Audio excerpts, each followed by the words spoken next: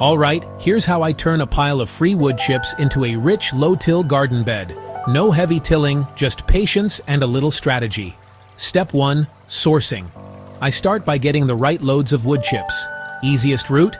I look up a local arborist, or I register on chipdrop.com, usually free, and they'll drop a full load right in the driveway or at the farm. Mixed chips are fine. Branches, leaves, a little green material. It all feeds the soil life. Step 2. Spread it deep.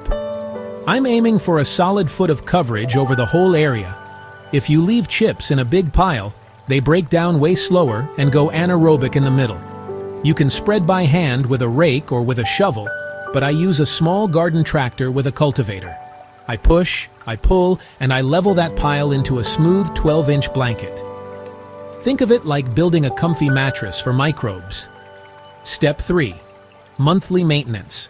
Once it's level, I keep using the same cultivator to lightly stir and aerate the chips. This does 2 jobs. It gets air into the mix, so it composts faster, and it uproots weeds as they germinate. I'll do this once or twice a month. Honest truth, fresh chips are sticky and chunky, so they love to clog up the cultivator tines at first.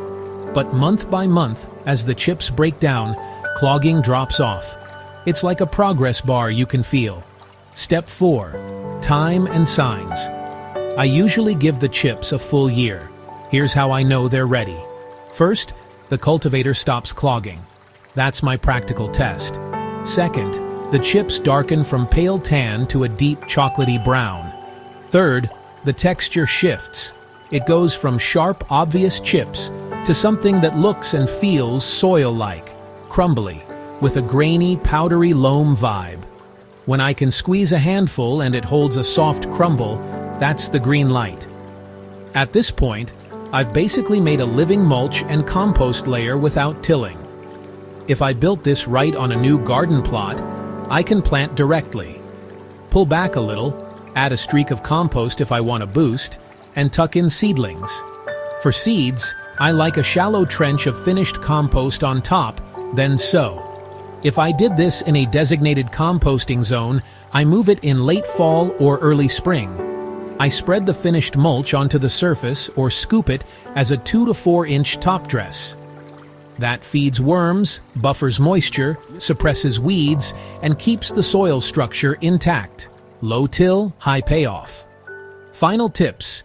Keep it moist, but not soggy, avoid pure cedar if possible, and refresh with a thin chip layer each year to maintain the cycle. Free chips, minimal effort, healthier soil. That's the whole play. Let the microbes do the heavy lifting, and your future self will thank you at harvest.